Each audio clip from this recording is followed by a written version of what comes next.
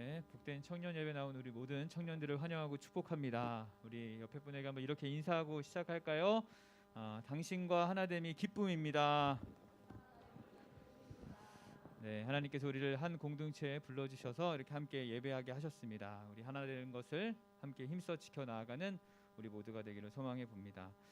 우리 요나서 1장 1절에서 3절까지 말씀 함께 읽고 말씀 나누도록 하겠습니다. 요나서 1장 1절에서 3절까지 말씀이에요. 제가 한 절, 우리 청년들이 한 절, 그리고 마지막 3절은 같이 읽도록 하겠습니다. 요나서 1장 1절에서 3절까지 말씀. 여호와의 말씀이 아미떼 아들 요나에게 임하니라. 이르시되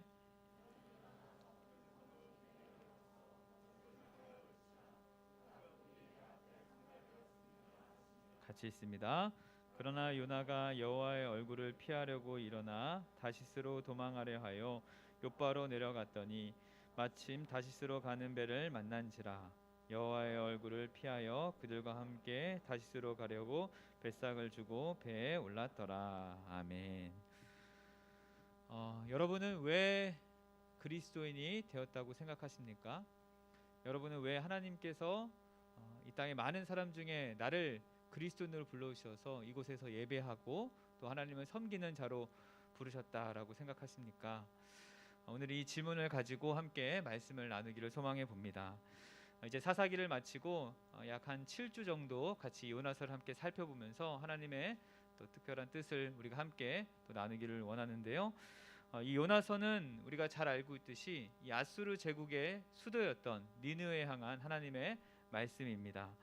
요나서와 가장 관련이 있는 이제 말씀이 나훔서인데요. 이 나훔서에는 요나서와 동일하게 이 아수르 제국과 또 그 나라의 수도였던 니느웨에 대한 심판의 말씀이 기록되어 있습니다. 그런데 이 같은 지역의 말씀임에도 이 요나와 나훔과에는 약간의 차이가 있습니다. 이 대부분의 이 선지서에서는요, 이방 민족을 향해서 이스라엘 민족 말고 다른 민족을 향해서 하나님을 거역하고 또 하나님을 믿는 백성들을 괴롭히는 그런 악한 세력으로 이렇게 묘사를 합니다. 그래서 이러한 악한 세력에 대해서 하나님께서 영원한 심판과 저주를 내리시는 이 내용들이 우리가 읽어나가는 이 소선지의 대부분 이야기라고 할 수 있습니다.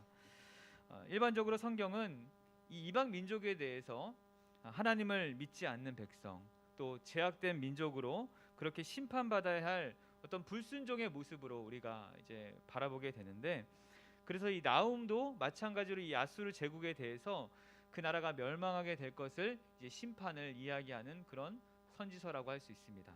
그런데 오늘 우리가 이제 함께 나누게 될 요나서는요, 이방 민족에 대한 하나님의 태도가 다른 선지서와는 조금 다릅니다.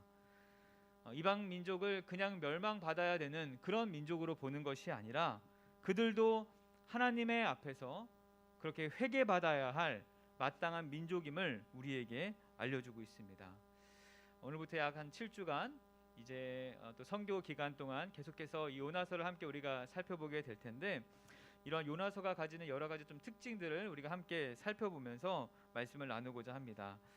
이 소선지서를 기록하는 대부분의 이 저자는요, 그가 어떤 사람인지를 잘 기록하지 않습니다. 그래서 그가 어떤 민족인지 어떤 또 성품을 가지고 있는지 우리가 잘 알지 못하는데, 그럼에도 요나는 다른 선지자에 비해서는 조금 많은 부분에서 우리가 그의 정보를 알 수가 있습니다. 열왕기하 14장에 보면 북이스라엘의 여로보암 2세가 다스리던 시대에 요나 선지자가 굉장히 많은 활동을 했음을 우리가 알 수가 있는데, 이를 가지고 그가 북이스라엘의 어떤 선지자였구나라는 것을 우리가 유추해 볼 수가 있습니다. 또 누가복음에도 예수님께서 이 요나의 이야기를 이야기하시면서 그가 실제로 존재했던 이야기다, 이렇게 우리가 알 수가 있는데, 오늘 본문 1절에서도 요나에 대해서 이렇게 명확하게 설명을 하는데, 우리 1절을 같이 한번 읽어보겠습니다. 1장 1절이에요. 시작. 여호와의 말씀이 아미떼 아들 요나에게 임하리라. 이르시되. 요나를 아미떼 아들이다, 이렇게 기록하고 있습니다. 아미떼는 요나 아버지의 이름으로서 그 뜻은 하나님은 진리이시다, 하나님은 진실이시다라는 의미를 담고 있습니다. 그러니까 어떻게 보면 이 요나라는 사람이 굉장히 믿음의 가정에서 잘 자랐다라는 것을 우리가 유추해 볼 수가 있는데, 또 요나라는 이름의 뜻이 비둘기입니다. 성경에서는 이 동물 비둘기에 대해서는 잘 나오지만 이 사람을 비둘기로 지칭한 것은 이 요나가 최초이고 마지막입니다. 우리나라는 이 비둘기를 보면은 조금 뭔가 지저분할 거다 이런 생각을 하지 않습니까? 그 어떤 공원에 가면 이제 이렇게 똥똥하고 이렇게 날지도 못할 것 같은 이제 새들이 이제 앉아서 이 먹이를 먹는 모습을 보면서 이 비둘기라고 하면 왠지 불쾌하고 조금은 안 좋게 생각되지만, 이 당시는 비둘기가 굉장히 정결한 동물 중에 하나였습니다. 그래서 하나님께 번제물을 드릴 때 유일하게 새 중에 사용하는 동물이 바로 이 비둘기였습니다. 그리고 통신이 발달되지 않았던 그 과거에 이 비둘기는 소식을 전달해주는 역할로서, 우리가 영화나 이런 데를 보면은 다리에 이렇게 종이를 묻혀서 이렇게 보내주는 그런 모습을 보지 않습니까? 바로 이 비둘기가 그런 역할을 하면서 아주 소식들을 함께 전하는 그런 모습들로 이 비둘기가 묘사가 됩니다. 아미떼가 그의 아들의 이름을 이 비둘기라는 뜻을 가진 요나라고 지은 것도 아마도 하나님의 말씀을 그가 조금 전하면 좋겠다, 이런 아버지의 마음이 들어있지 않을까 우리가 생각해 볼 수가 있는데, 그 마음이 하나님께 상달되었을까요? 하나님께서 이 요나를 진짜 부르시고는 당시 북이스라엘 왕국을 가장 괴롭혔다는 이 아수르 제국의 수도였던 니느웨에 가서 말씀을 전하라라고 오늘 이야기합니다. 우리 2절이죠. 우리 2절을 다시 한번 읽어보겠습니다. 2절입니다. 시작. 너는 일어나 저 큰 성읍 니느웨로 가서 그것을 향하여 외치라. 그 악독이 내 앞에 상달되었음이니라 하시니라. 아멘. 이 당시 아수르 제국은요, 거대한 나라였습니다. 12만이나 많은 인구가 살았던 성읍이었고, 또 전쟁을 통해서 많은 나라와 민족들이 점령했던 그런 나라입니다. 이 요나가 기록된 시기에 이 아수르 제국이 가나안 땅을 호시탐탐 노리면서 언제든 공격할 기회를 노리고 있었습니다. 그러니까 예전에 우리나라로 봤으면 이제 아마 일본과 같은 그런 나라가 아니었을까 이렇게 생각해 볼 수가 있는데, 그래서 이스라엘 사람들은 이 아수르 제국을 그냥 이방 민족 정도가 아니라 적국처럼 생각했어요. 언제든 우리를 공격할 수 있다, 이 사람들을 조심해야 된다라고 생각했던 나라가 바로 아수르였습니다. 그런 가운데 요나에게 하나님의 말씀이 임하게 된 거죠. 우리가 방금 읽었던 것처럼 아수르 제국인 수도인 이 느느웨 성에 가서 하나님의 말씀을 선포하라, 이렇게 이야기합니다. 요나 입장에서는 하나님의 말씀을 선포하면 그들이 왠지 회개하고 돌아올 것 같은 그런 불안감이 찾아왔을 것입니다. 당시 이제 북이스라엘도 하나님으로부터 떠나 있었던 민족이었고, 또 우상 숭배로 가득한 상태였습니다. 이런 시기에 이 선지자로 활동하는 것 자체가 사실 그에게는 굉장히 부담이었을 것입니다. 자신의 민족들에게 이 어려움을 이야기해야 되고 계속적으로 돌아오라, 회개하라라고 이야기하는 것도 굉장히 그에게는 불편한 일이었을 것입니다. 특별히 당시에는 거짓 선지자가 굉장히 많았습니다.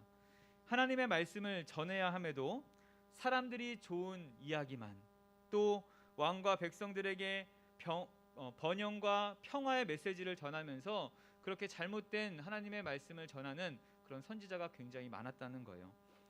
그러나 요나는 그런 선지자는 아니었어요. 1절에서 요나 선지자에게 하나님의 말씀이 임하였다라는 것을 통해서 그가 사실은 굉장히 성실하게 이 선지자의 역할을 했던 그런 사람이었음을 알 수가 있습니다. 다른 거짓 선지자처럼 잘못된 이야기를 하지 않았고 오직 하나님의 말씀만 전하려고 노력했던 요나였습니다. 그런데 그런 요나에게 자신의 민족이 아닌, 이스라엘이 아닌 이 이방 민족에게 하나님의 말씀을 선포하게 하십니다. 그것도 그냥 이방 민족이 아니었다고 했죠. 가장 큰 적, 나를 언제든 죽일 수 있는, 나를 언제나 괴롭힐 수 있는 그런 적국에 가서 하나님의 말씀을 전하려고 합니다. 자기 자신의 민족 이스라엘에게 말씀을 전하는 것도 불편하고 힘든데 적국인 이 아수르 이 느느웨 성에 가서 말씀을 전하라고 하니까 요나 선지자의 마음이 편할 리가 없었죠. 그래서 요나가 어떻게 합니까? 우리 3절이죠. 3절을 같이 읽어보겠습니다. 시작. 그러나 요나가 여호와의 얼굴을 피하려고 일어나 다시스로 도망하려 하여 요바로 내려갔더니 마침 다시스로 가는 배를 만난지라. 여호와의 얼굴을 피하여 그들과 함께 다시스로 가려고 백삭을 주고 배에 올랐더라. 요나는 도저히 적국이었던 그 원수 이 아수르 니느웨 성에 가서 말씀을 전할 수 없다라고 생각하고 하나님의 피해 다시스라는 곳으로 도망하게 됩니다. 하나님의 말씀을 완전히 거역하고 정반대로 행하는 모습을 우리가 이제 볼 수가 있는데, 오늘 우리가 읽은 이 1장 1절에서 3절은 이 요나 전체의 무대를 설정해 주는 거예요. 이제 어떻게 요나 선지자의 이야기가 알려질 건지 전해질 건지에 대해서 미리 배경을 까는 것이라고 할 수 있습니다. 여러분, 하나님의 선지자였고 하나님의 말씀이 직접 임했던 이 요나임에도 왜 하나님의 말씀을 거역하고 다시스라는 다른 지역을 가게 되었을까요? 오늘 본문 1절에 보니까 하나님이 친히 말씀하라고 그렇게 요나 선지자를 불러주셨습니다. 하나님의 말씀이 친히 요나 선지자에게 임했다는 거예요. 그는 하나님이 어떤 분인지도 너무도 잘 알았고 하나님의 선지자로 부름받았기 때문에 직접 하나님께서 그의 음성을 들려주셨기 때문에 절대로 그 하나님의 말씀을 모르지 않았어요. 그럼에도 하나님의 말씀과 정반대 행동을 하고 있는 것입니다. 하나님의 선지자가 아무런 고민도 없이 하나님의 부르심을 거부하고 이 다시스라는 지역으로 도망을 가려고 했다는 것이 오히려 우리는 이해가 되지 않는 거예요. 어떻게 그가 이럴 수 있을까? 순종해야 되나 말아야 되나 이런 조금의 고민도 없이 이 요나가 하나님의 얼굴을 피하여 도망가는 것입니다. 여호와의 말씀이 임할 정도면 사실 그가 굉장히 하나님과 친밀한 관계고 함께했다고 봐도 무방할 정도였는데 오히려 그가 조금의 망설임도 없이 하나님의 말씀을 거역하고 다시스라는 지역으로 간다는 것입니다. 불순종하려고 오히려 노력했다라고 볼 수가 있는데 3절에 보면 하나님의 얼굴을 피하여라는 말이 2번이나 반복하고 있습니다.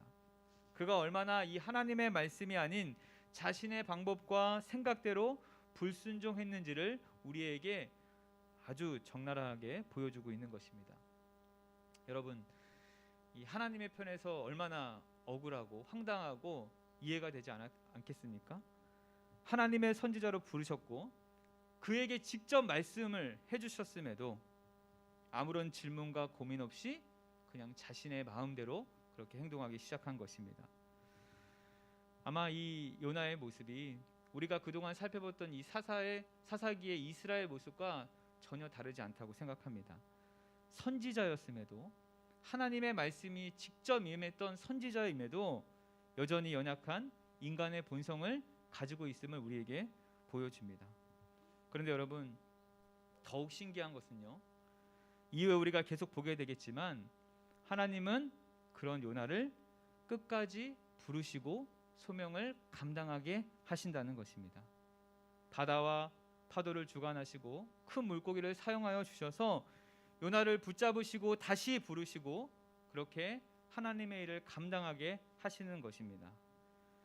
요나서를 우리가 읽다 보면은 참 요나가 이 감정이 굉장히 기복이 심하구나라는 것을 우리가 엿볼 수가 있는데, 이런 요나를 데리고 하나님의 일을 한다는 것이 참 어려울 거라고 생각합니다. 어떻게 보면 하나님의 편에서는 번거롭고 수고로운 일이 됩니다. 차라리 천사를 동원하거나 조금 말을 잘 듣는 그런 선지자를 불러주셔서 하나님의 말씀을 전하게 하시면 됐는데, 하나님은 오히려 기복이 심하고 말도 안 듣는 그런 요나를 부르셔서 사용하신다는 것입니다. 여기서 우리는 하나님의 마음을 발견할 수 있게 되는 거죠. 사랑 여러분, 하나님은 하나님의 말씀을 전달하시는 많은 방법 중에 바로 우리 하나님의 사람을 사용하셔서 그렇게 말씀을 전하게 하여 주십니다. 다윗 왕이 이 우리아의 아내를 또 인하여 범죄하였을 때 이 나단 선지자를 통해서 그의 죄를 깨닫게 하여 주십니다. 다른 것이 아닌 사람을 통해서 그의 죄를 다시 돌아오게 하는 그런 모습들을 우리가 성경에서 많이 보게 됩니다. 여러분, 회개가 무엇입니까? 죄에서 돌아오는 것 아닙니까?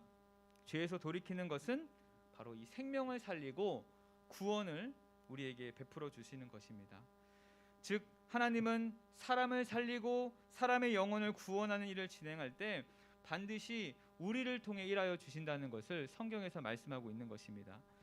모든 것이 가능하시고 모든 것을 지으시고 모든 것을 부르시고 모든 것을 다스리시는 하나님께서 왜 생명과 영혼을 살리는 그런 일에 우리를 사용하여 주실까요? 그것은 하나님의 백성들이 하나님의 일에 동참하기를 원하시기 때문이에요. 하나님은 요나를 부르지 않고도 충분히 하나님의 일을 하실 수가 있었습니다. 전능하신 하나님이시기 때문에 그 모든 것을 다 사용하셔서 하나님의 일을 할 수가 있었어요. 그런데 하나님은 말도 안 듣고 감정의 기복도 심하고 그렇게 자신의 마음대로 행하는 그런 요나를 택하시고 하나님의 일을 하도록 부르시는 거예요. 이것이 하나님의 백성을 향한 하나님의 마음입니다. 우리는 이 세상을 살아가다 보면 보통 무슨 일을 맡길 때 합리적인 생각을 합니다. 이것을 맡기면 많은 이익이 있을 것인지 그렇게 계산을 하고 그렇게 일을 맡기게 되죠. 그리고 투자한 만큼 또 지불한 만큼 그 일을 해내지 못하면 있던 사람도 해고해 버리는 것이 세상의 방식입니다. 그런데 하나님은 어떠하십니까? 번거롭고 수고롭고 힘이 들더라도 하나님의 백성과 함께 그 일을 하기를 원한다는 사실입니다. 어떻게 해서든 말을 안 듣는 우리를 하나님의 백성으로 삼아 주셔서 하나님의 일을 함께 하도록 우리를 이끌어 주신다는 거예요. 하나님은 오히려 혼자 하면 빠르고 편한 일들을 굳이 원망과 불평하는 우리를 데리고 함께 가시려고 하는 것입니다. 왜 그렇습니까? 바로 우리가 하나님의 하나밖에 없는 자녀이기 때문이에요. 생명과 영혼을 구원하는 일, 무엇과도 비교할 수 없는 그 귀중한 일이기 때문에 사랑하는 자녀인 우리에게 맡길 수밖에 없는 것입니다. 우리가 하나님과 아무런 관계가 없는 자들이었다면 하나님은 우리를 사용하지 않을 것입니다. 그러나 하나님은 우리가 사랑하는 하나님의 자녀이기 때문에 우리를 끝까지 부르셔서 하나님의 일에 함께하도록 이끌어 주시는 것입니다. 이 일에 참여하게 하심으로 결국은 우리가 하나님 앞에 상급과 칭찬을 받게 하시려고 그렇게 우리를 부르시고 그 부르심 앞에 자꾸만 도망가는 우리를 하나님께서 부르시고 다시 보드겨 주셔서 우리를 붙드시고 동참케 하여 주십니다. 오랜만에 제가 첫째 찬이 이야기를 요즘 예배 함께하지 못해서 이야기를 하면은 크면 클수록 말을 그렇게 안 듣습니다. 어찌나 그게 말을 안 듣는지 화가 머리 끝까지 오를 때가 제가 여러 번 있습니다. 그런데 말을 잘 들으면 그게 아이입니까? 그래서 아이에게 이렇게 하면 안 돼, 이렇게 해, 이렇게 잘 알려줍니다. 그런데 그게 쉽지가 않아요. 알려준다고 해도 얘가 또 똑같은 행동을 하는 것을 보면서 계속적으로 화가 치밀어 오는 거죠. 내 지도가 잘못됐나? 내 말을 무시하나? 이런 생각이 제 안에 가득하기 때문이에요. 그런데 저는 여기서 하나님의 마음을 조금 이해할 수가 있게 되었습니다. 만약 찬이가 제 아이가 아니었으면 그냥 모른 척했을 것 같아요. 한두 번 이야기하고 말 안 들으면 너 마음대로 해라 이렇게 내버려 뒀을 것 같습니다. 그런데 찬이가 누구 아들입니까? 제 아들이에요. 제 아들이기 때문에 어쩔 수 없이 그 아이를 계속적으로 교육하고 그냥 둘 수가 없는 것입니다. 사랑하는 여러분, 이것이 요나를 향한 하나님의 마음이고 우리를 향한 주님의 마음인 줄 믿습니다. 우리가 그분의 자녀이기 때문에 우리를 포기하지 않으시고 끝까지 하나님의 자녀답게 살도록 우리를 이끌어 주시는 것입니다. 때론 사랑의 징계를 내리실 때가 있어요. 요나처럼 폭풍과 이 엄청난 고난을 주셔서 그렇게 하나님을 깨닫게 하실 때도 있습니다. 또 어떨 때는 부드러운 음성으로 우리를 설득하시고 타이르십니다. 그래서 눈물 콧물 다 빼가면서 하나님께 다시 돌아오도록 우리를 이끌어 주십니다. 하나님의 일을 감당하게 하시는 것입니다. 하나님은 이 모든 과정을 통해서 우리를 연단시키시고 그렇게 하나님의 백성으로 만들어 가시는 것입니다. 하나님의 일에 동참하게 하여 주셔서 하나님의 마음이 무엇인지 우리에게 알려주시는 것입니다. 사랑하는 여러분, 우리를 부르신 그 하나님의 마음을 먼저 깨닫는 은혜가 있기를 간절히 축복합니다. 그런데 이 하나님의 마음과는 다르게 요나는 어떻게 했습니까? 하나님의 얼굴을 피하여 계속적으로 도망가는 것입니다. 왜 그렇게 한 것입니까? 왜 그가 하나님의 얼굴을 피해 다시스로 가려고 하는 것입니까? 그가 하나님의 부르심을 받은 선지자였음에도 왜 하나님의 말씀에 순종하지 못하고 그렇게 자신의 방법대로 살아가는 것입니까?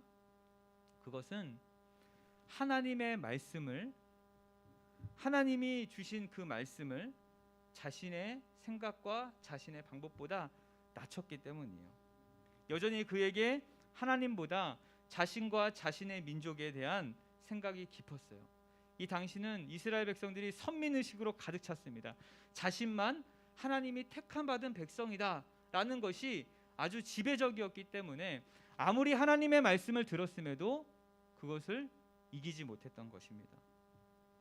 우리도 이 땅을 살아가다 보면 하나님의 말씀이 분명함에도 여전히 우리에게 있는 많은 문제와 이 어려움 앞에 하나님의 말씀이 아닌 내 방식과 내 뜻과 내 생각대로 살아갈 때가 너무도 많습니다. 오늘 이 요나의 모습이 바로 우리의 모습과 별 차이가 없다는 것입니다.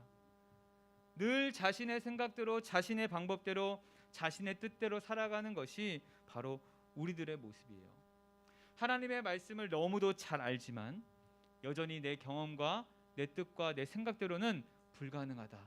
이것은 하면 안 된다. 하지 말아야 된다. 이런 생각들이 우리에게 가득하다는 것입니다. 사랑하는 여러분, 우리가 하나님을 믿는 백성이라고 한다면 하나님의 말씀에 그 깊이 있는 소중함을 알 뿐만 아니라 그 말씀에 마땅히 순종하다는 것을 의미합니다. 그런데 대부분의 성도들이 하나님을 잘 믿는다고 하는 것을 그냥 단지 하나님의 말씀을 잘 아는 것으로 끝날 때가 너무 많다는 거예요. 이 말씀을 아는 것으로 끝나지 않고 순종하는 것까지 가야 하는데 그냥 하나님의 말씀을 아는 것으로 내 믿음이 충분하다 이렇게 우리가 착각하며 살아갈 때가 많습니다.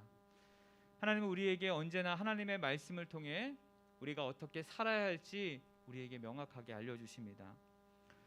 지난주에 한 청년이 저를 찾아와 이렇게 이야기하더라고요. 목사님, 사사기 설교 잘 들었습니다. 그런데 하나님의 소견에 옳은 대로 하라고 하시는데 어떻게 하면 이 하나님의 소견을 잘 알 수가 있습니까?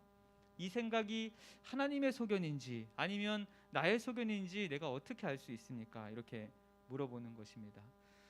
참 솔직하고 좀 진실된 질문이 아니었을까 생각해 보게 되는데 저는 이 질문의 답이 딱 하나라고 생각해요.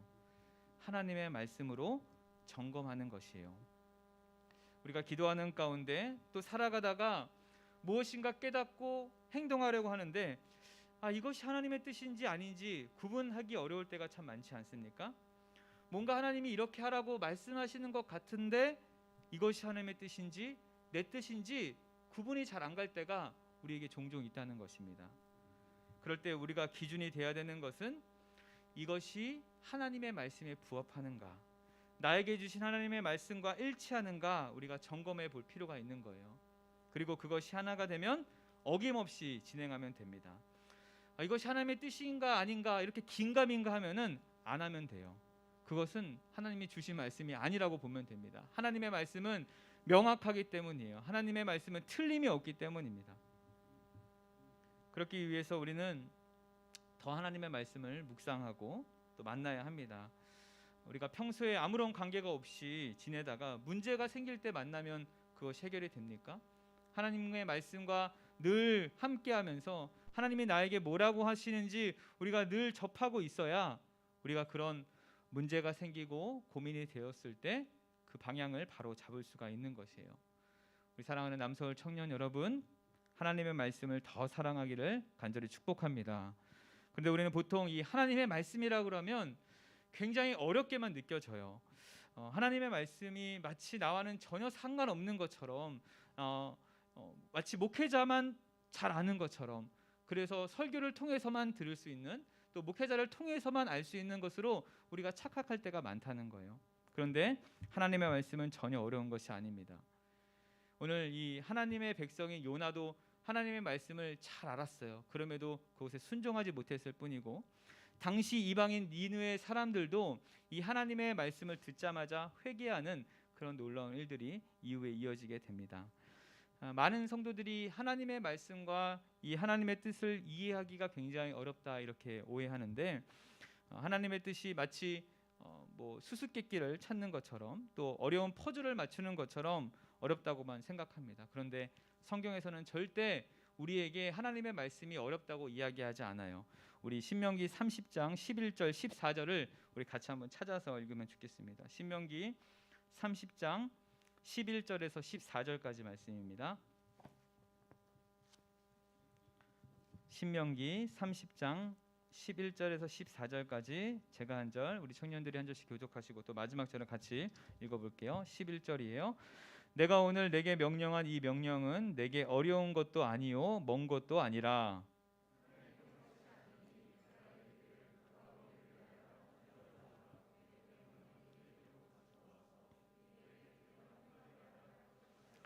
이것이 바다 밖에 있는 것이 아니니 내가 이르기를 누가 우리를 위하여 바다를 건너가서 그의 명령을 우리에게로 가지고 와서 우리에게 들려 행하게 하려 할 것도 아니라 오직 말씀이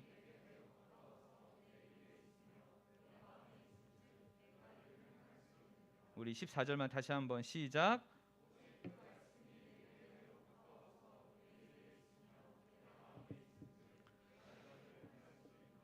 하나님은 신명기를 통해 우리에게 명확하게 말씀하여 주십니다. 하나님의 말씀이 어려운 게 아니에요. 먼 것이 아닙니다. 14절에 보면 어디에 기록되어 있다고 합니까? 매우 가까워서 우리의 입에 있고 마음에 있다 이렇게 하십니다. 우리가 입과 마음에 있으면 이를 행할 수 있다라고 이야기하시는데, 성경에서는 하나님의 말씀, 하나님의 뜻을 우리가 다 알 수 있다 이렇게 이야기해요.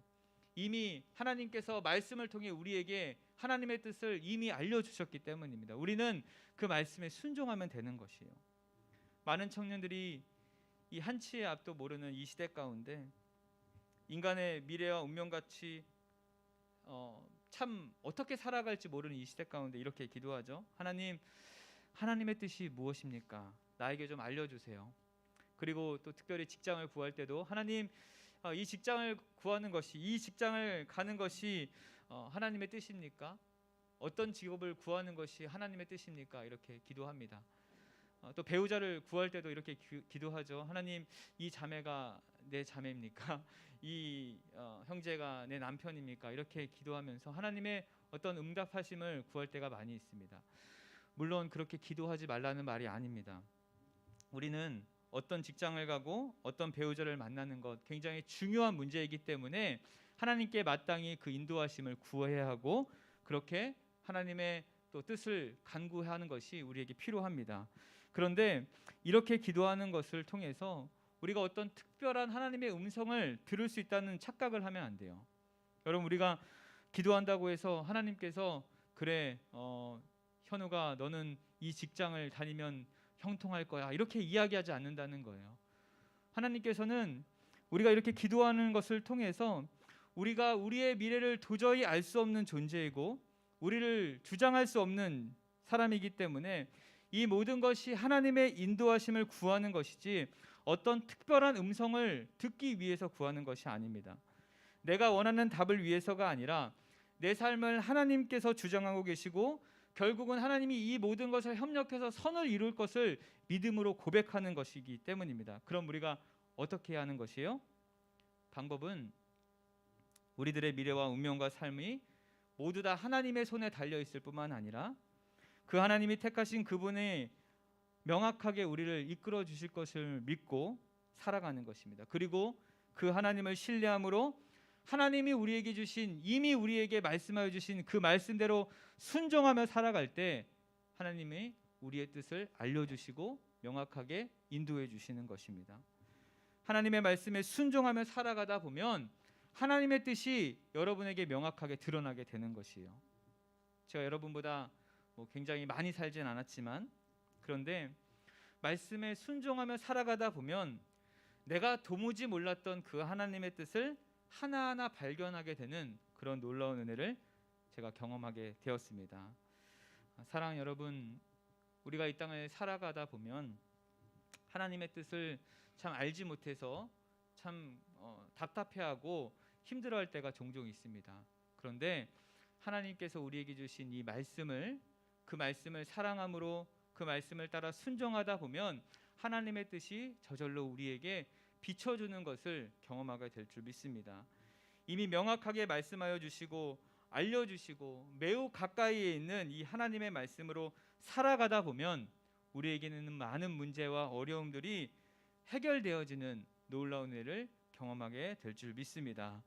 이 하나님의 말씀의 귀함을 기억하고 이 혼탁한 시대 가운데 더욱 하나님의 말씀에 목숨을 걸고 운명을 걸어서 주님을 따라 살아가는 복된 은혜가 우리 사랑하는 우리 남서울 청년 공동체 가운데 넘쳐 흐르기를 우리 구주 예수 그리스도 이름으로 축원합니다. 우리 시간 같이 한번 찬양하고 기도할 텐데요.